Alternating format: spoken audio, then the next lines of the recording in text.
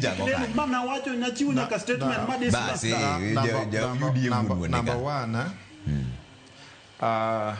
dig below on the spur of the moment. What was the motive? Angoma no push governor Momi Owachomano.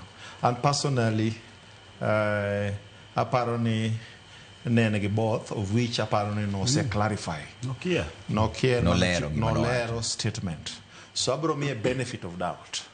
Another thing, one kaka UDA, we are very organized. And we have a serious presence in Homa Bay County and beyond. However, Gimaburo Nyisi, ne one wabido guided, the party leader Marwa.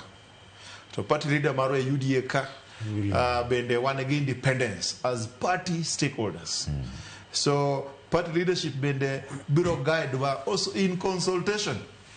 Stakeholders at the grassroots level, kuangyo dynamics, mar kaka Kenyu timalo, togi kaka grassroots timalo. Omiana da wacho independently ni ansa ni okanyal chiko ODM kaka tiyo. Okanyal chiko PPA Progress Party Alliance kaka tiyo. Emane kabin kech kanyoriwo wata regional en kaka kurwa constituency achiel county achiel. To waduto wanonage.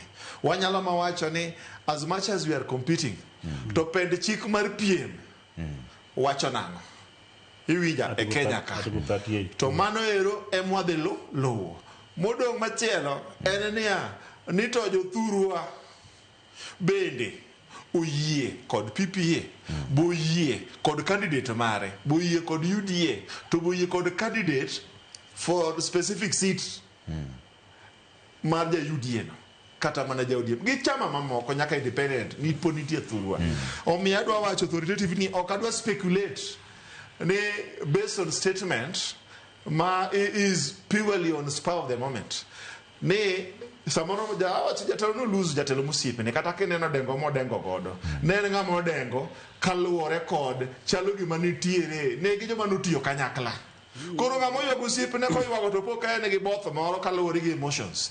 To bendo selero mo kwayo ng'uono mowacho ni ma ok gima nami. Omiyo I will not speculate okabi wuoyo ne jodi. Adwa wacho ano kaluore.